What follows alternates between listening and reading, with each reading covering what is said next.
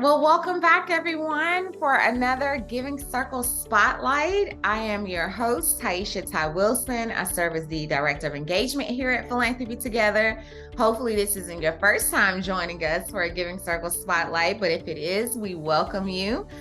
This series is designed for us to spotlight some amazing giving circles that's right here in our backyard that you need to know about. And so today joining me, I'm super excited to have my good friend and sister in the movement, Faith, who is the founder of Social4Good Giving Circle. And so y'all, we are going to have a great conversation to talk about what they're doing in Northern Virginia to support organizations and get their members involved, all the things. So Faith, welcome.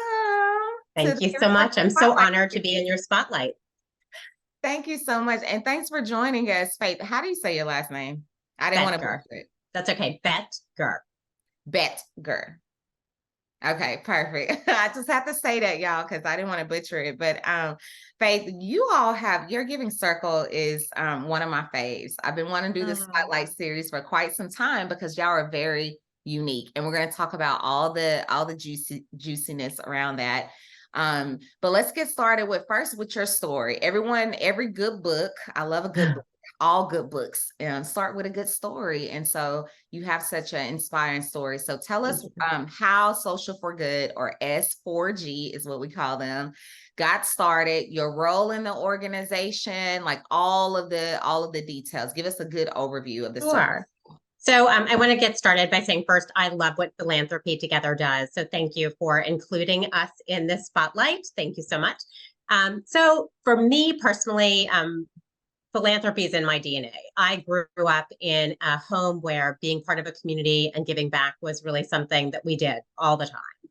So when I became an empty nester in 2019, and I had all of this volunteer energy from planning a million different things, I suddenly found myself in a position where all of the activities that I did that centered around my kids and that community were gone.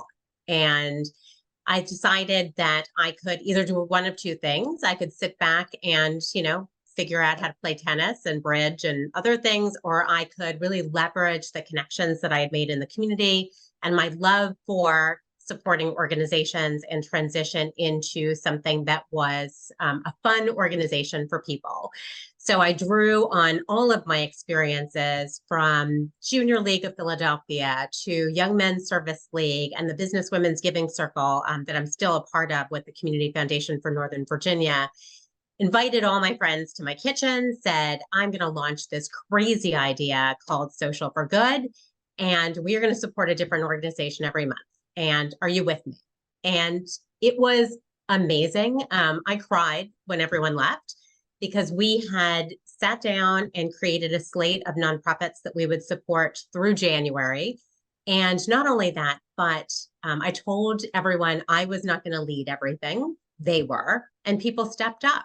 And I really believe that that's the power of our giving circle, is that people hear the call to action. They understand what they can do as leaders and they support it. It's really been incredible.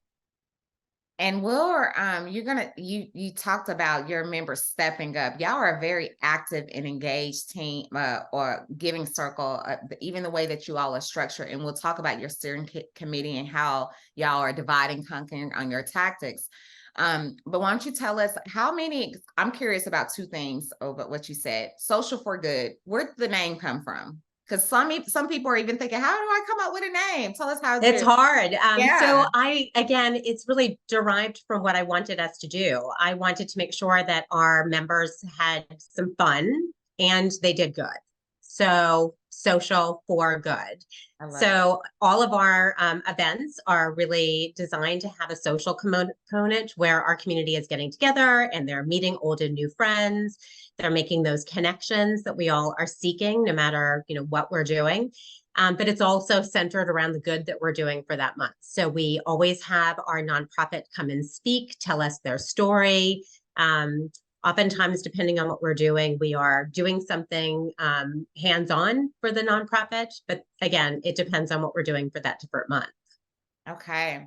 So your name came from, you manifested what you wanted your circle to be values of your giving circle. So that's the best practice, y'all, even with the naming of your giving circle and how you can go about that.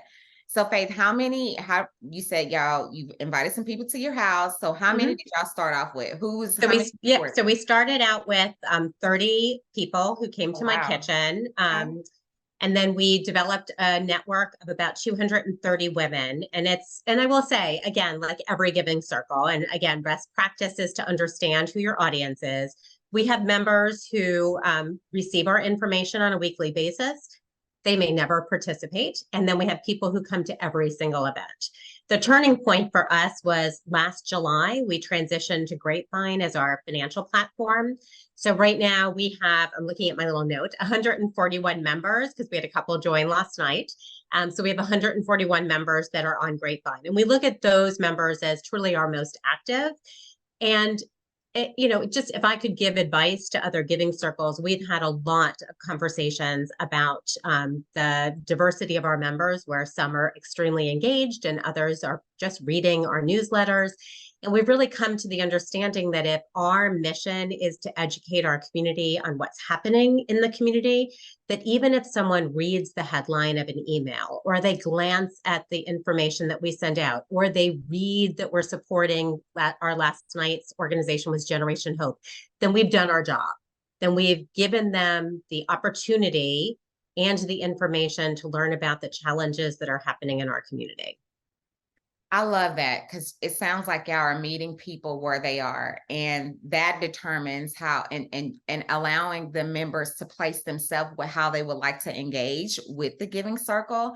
And I know, like, for a lot of giving, we're all thinking about how do we more deeply engage your members. So I love that you allow your members just to show up. You have some that are just, go to every single event, but the goal is, as long as they're learning, staying in community, like that's the core, that's the core values of the giving circle, is us just staying in community with one another and hopefully learning together and doing good. Exactly. And I think from the start, from the very start, we established the 6 rules of engagement, because that was really important to me, to make sure I don't want to be a member of an organization where you feel guilty because you don't show up, that you feel guilty because you can't give that month. I really wanted our members to, again, meet them where they are. So we, as part of our 6 rules of engagement, we're open to all. We are really friends bringing friends. But more important than that, and the local impact, which is our second, is that you come to what you can. If you can't come to an event, you can't come to an event, and you support what you're passionate about. If that month's organization is not something that you feel strongly about, then you don't support it. We don't have a mandatory give, which is very different than a lot of the giving circle organizations and how they're structured. But it was very important to me that people really provided their financial support, their time, their talent, their treasure to those organizations that were important to them. Okay, so now you've already answered kind of what I was going to get to next, which is you're fine, which is the uniqueness of your model. I see a lot of things, first off, that are unique. I don't even know where to start, but we're going to start with the membership levels. So, but before that, let me make sure I'm saying we're calling this right. Y'all started off with 30 members. Now you have about 200 plus, about 130 of them are active, and you serve organizations in Northern Virginia, Pacific area. Am I missing something? Northern Virginia? No. Okay. And we cover a diverse range of needs. So we're not very specifically focused on any one need. Okay, I love that. And then you're celebrating your 4-year anniversary. Y'all started in what, 2019? So we're in 2019. We're in our 5th year, and so we're in our 5th year. Last night was the first project of our 5th year. So we are really excited and kicked it off with an amazing, amazing event. It was fun. Happy anniversary to you and all the ladies. That's awesome.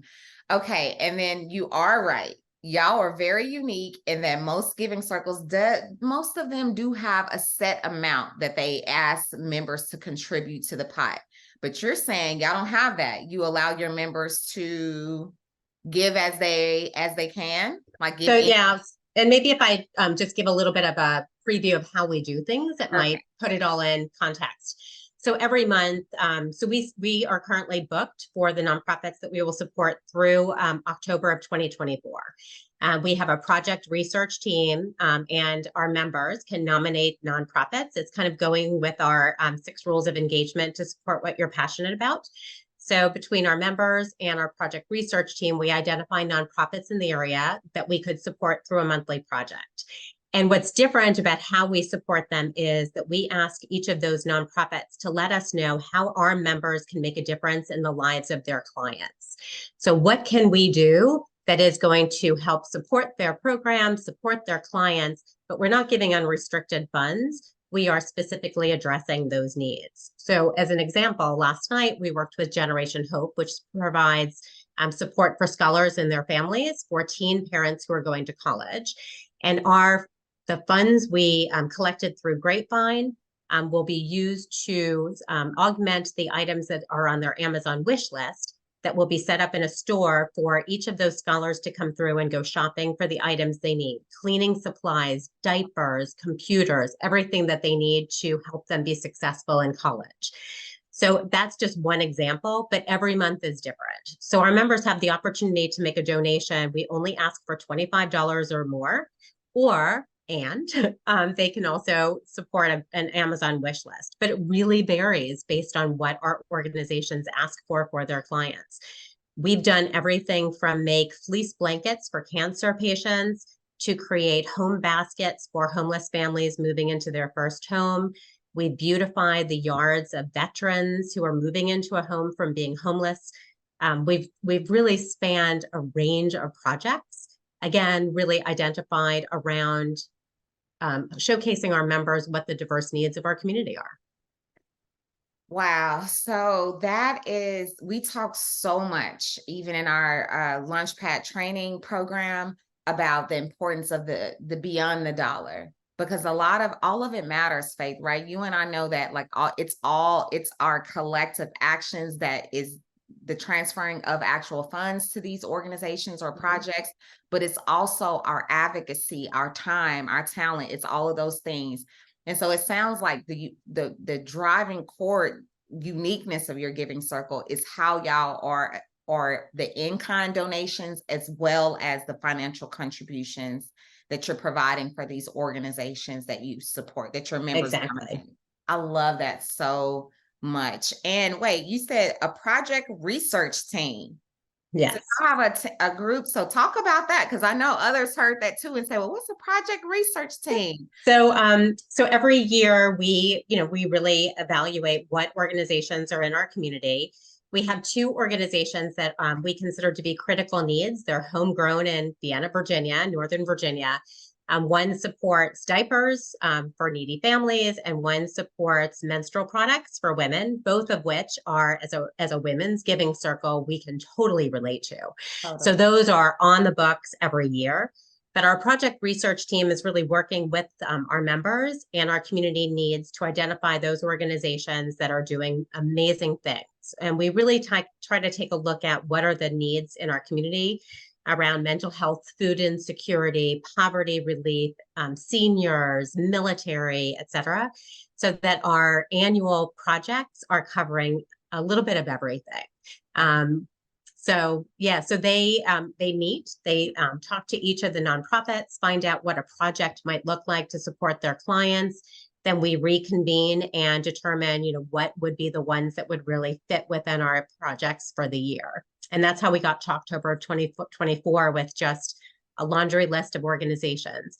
We do repeats, obviously, but at the end of the day, we're really trying to introduce our members to some great organizations. And many of our members meet the organization that they are going to then dedicate themselves to. Last night's organization, again, was fabulous. They were talking about mentoring opportunities, and a woman said, "This is what I've been looking for." And to me, that is the best thing that could happen, that we could introduce someone to something that is really near and dear to their heart.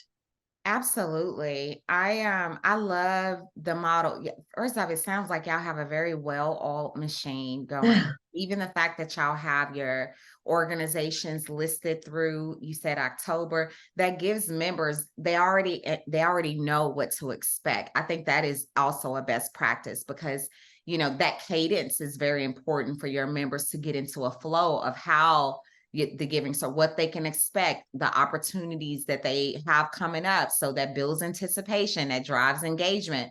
So I love that, even just how structured you all are, and just y'all have a good rhythm flow of for your members to know what to expect. So I'm wondering, the nominations of how your members nominate the organizations or the projects that y'all will then support. How is that process? Do your members nominate, and then everyone just says there's consensus around that? Yeah. And So I think part of our DNA is to be flexible as possible. So the first 3 years, we did voting. We would have people nominate. We started this was our third project research committee that was formed, mostly because we really, at the time we formed this, we were seeing a lot of mental health issues in our community for children, teens, young adults. And we felt like we weren't getting projects nominated that were addressing mental health. So we thought, you know what, there's probably other things that we're missing. So we convened our project research team a couple of years ago to address that. We used to have our members vote. And I will tell you, Ty, honestly, it was begging people to vote. And so many of our members would say, I trust you. You've picked great organizations. I love what we're doing. They'd vote, but it was really, really hard. Right. So we decided this past go round that the project research committee, together with our steering committee, was in the best position. Once our members could nominate an organization, the project research committee had done their evaluation to determine what our slate of organizations would be. And it's a change, and change is hard. But again, we were listening to our members who weren't voting, but excited about what we were doing. And we decided that we would try this. And I'm so glad you mentioned that, because you're right, Faith. I personally have heard many giving circles talk about what folks aren't nominating, or they're not mentioned, right? And then that can create stagnation or whatnot. Right. So you listening to your members, y'all, that is also a best practice. Listen to your members. If they are not voting, then then ask. I love that y'all have this project research team, that now you have a designated group that is doing the work for the broader collective, to find these organizations, to present them, and there's trust that's rooted in that. Exactly. And we still give our members the opportunity to nominate an organization, right? So, and I think that's really a best practice as well. Your members know so many organizations that we may never have even heard of. So they have that opportunity. We publicize it in our news. We send out, our last call for nominations. We have a form that people can nominate. And what's really different than many giving circles that have a very robust grants process, our nomination, we ask for it to be under 120 words. It's really, what is the mission of the organization and what would we do? Like, tell us what that project would do. So I didn't want, because I am a member of, the Business Women's Giving Circle, I'm a founding member, the initial chair, love what they do. But I didn't want to have this robust grants process where we had to tax our nonprofit partners to submit too much information, when we were really just we would dive in, do a month-long project, and then leave. It's just not, it's not equitable to them. I love that. Oh man. So even your grant making process, your members, you all are doing the work. Y'all are taking those barriers off of the nonprofit, and that doubles down as the learning opportunity for y'all to learn more deeply about these organizations. And then you have the 2 questions that you ask them, and that's it. That's it. I love that, Faith. That is all right, y'all. A lot of good best practices there. And I also want to circle back on the steering committee, because I read your website and the 6 rules of engagement. I was like, yes, like I even for my giving circle, now you have my wheels spinning, because I love that y'all explicitly list it. So why don't you tell us a little bit about, we've talked a little bit about the structure of your steering committee. Y'all have a project research team. We'd love for you to share more committees of how the steering committee itself is structured. I saw a giving circle advisor in there and I was like, oh, y'all are on it. So please share a little bit more about just the structure of your steering committee and that those roles, those specific roles and responsibilities. Sure. So our steering, so I, as a leader, I founded this in August of 2019, and we all know what happened in March of 2020. And I was cruising along, doing all of it myself, which was great. And then COVID hit. And quite honestly, I had a major decision point because I knew that if I did this alone and made a lot of decisions around COVID by myself, that would be it. We would be done. So I reached out to everyone who had organized a project to that point and said, come and join me on a steering committee. I need your help, basically. From that time to today, we have definitely organized the structure so much better. I'll start with our Giving Circle advisor. There was a Giving Circle in Northern Virginia, Giving Circle of Hope, which is one of the first Giving Circles, I think, in the country. They were amazing. Their founder, Deanna Katz, is on my Giving Circle. She's a dear friend, but more importantly, her role on the steering committee is she is wise. She's seen it. She's done it. She gives us guidance on what's worked and what hasn't worked. But she also gives us the flexibility to say, you know what, it didn't work for us, but it might work for you. Let's talk about it. And that is the best role of an advisor. So we treasure her greatly. Our project advisors are 3 women. We've just added to this role in the last go round. It's 3 women who have led projects in our organization. And their role is really to work with each of the project leaders, the monthly project leaders, to tell them what works, how to make a project successful. In all of the projects that we've done over the 4 years, we've never not met our goal. And their role is to make sure that we don't. And we've had some goals, I have to tell you, that were really, really tight, but we made it. And it's because we really do keep reminding our members we've set a goal and we're going to support this organization, help us make that. We have a vice chair who is, her role is really to tell me when I have gone off the deep end and tell me, really to rein it back. She's the voice of reason. So that's just been godsend to have, quite honestly. We have a secretary, we have a treasurer, we have membership. We have 2 people who are focused on membership, greeting people, making sure that each of our socials is welcoming to new people. And then we have at-large members. I love that. And I like the real language that you have, like even name it, because when we talk about like committees and the structure or whatnot, it's like very like formal, but we can even get informal in how we are listing out the responsibilities, like the Giving Circle, your Giving Circle advisor and your co-chair, and like just being you're added to reel you back in. I say that because that common real language, that's what people want to know whenever they are signing up. Like, well, what will be my role as secretary? But if you make the language real to them and it kind of be very explicit in what they can expect, then I think then you'll be more successful with filling those roles. And so I love that you shared that, because a lot of Giving Circles are looking for structure and looking at better ways and how they can be more efficient with dividing and conquering the task. And you've just given us some gems on that. All right. So 5 years in, I'm thinking, because I know we got to bring this plane home, and I can talk to you for hours, Faith. But so y'all, 5 years in, S4G has supported 38 nonprofits and counting in Northern Virginia, and with a combination of in-kind and financial support totaling $190,000. Like, amazing, Faith. It is amazing. What's amazing about it is that we've done it $25 at a time. 1 bag of gently used clothing, 1 pair of shoes, 1 basket full of home goods at a time. And that to me is really just incredible. We've not, required anything. People have given from their heart.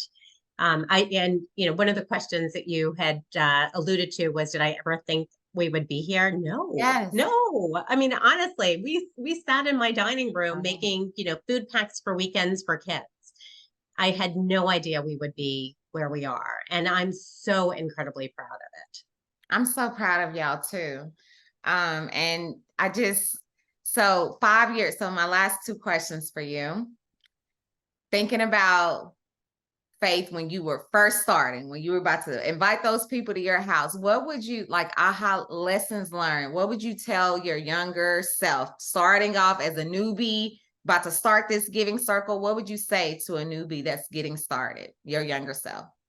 I would definitely say don't do it alone. So I started alone. I threw it on the wall and it stuck, which was great. But then I had to backpedal a lot to put a lot of structure in place, because succession planning and roles and responsibilities are really important.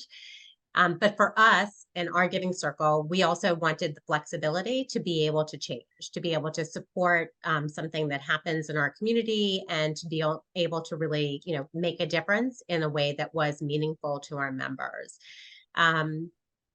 I probably would ask members to have a more structured gift. I think that one of the huge benefits and the reason that we've done so well over last year was moving to Grapevine and having the ability to do recurring donations for our members.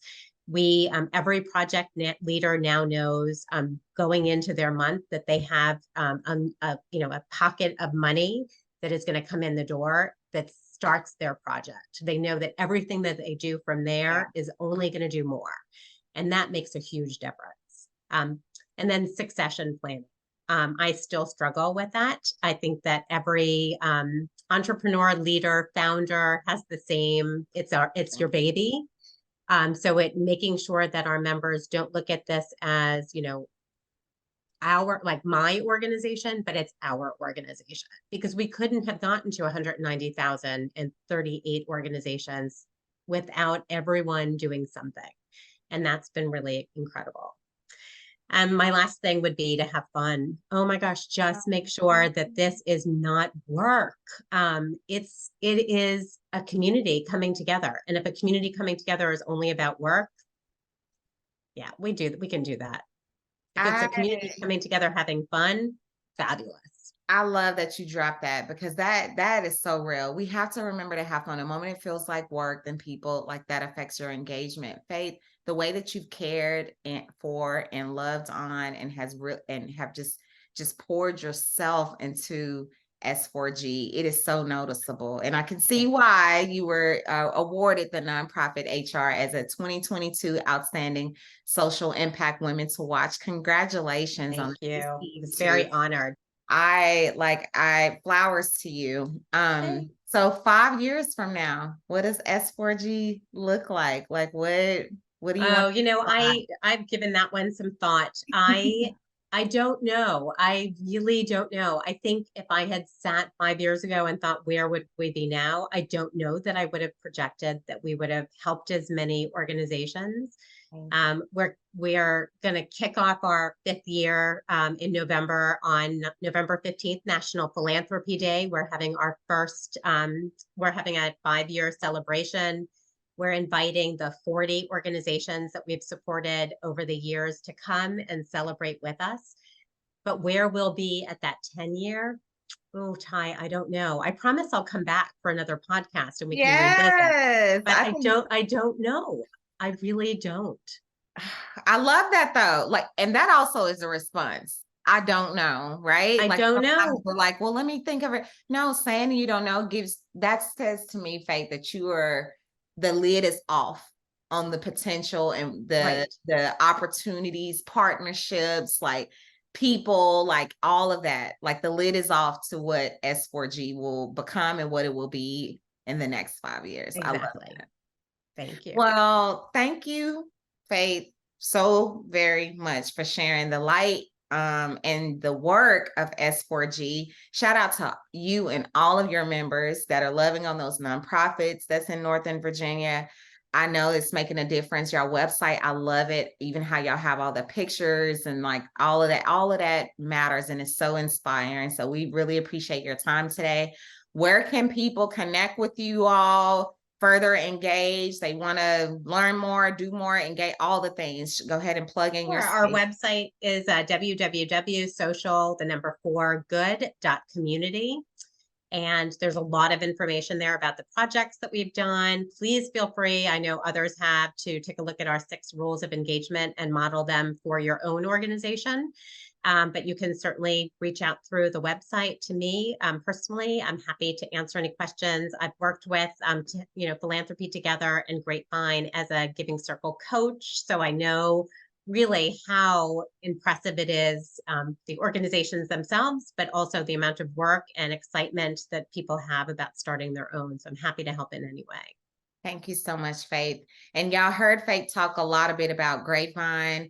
Grapevine is a platform. They solely exist for giving circles. So if you are interested, you have a giving circle out there and you're thinking about ways and how you can pull your resources in the platform that can handle all of that back end pieces for you to collect the donations and send out the tax receipts, and you can nominate and engage your members on the platform. Check them out at grapevine.org. And of course, Philanthropy Together, y'all, you know that we're here to support you and to help you and train you on how to start a giving circle. I facilitate the trainings personally. Mm-hmm. And so if you are interested in starting a giving circle, then head on over to philanthropytogether.org. But again, Faith, thank you so much for sharing the story of S4G. We wish y'all so much more continued success and good and funness and all the things in between.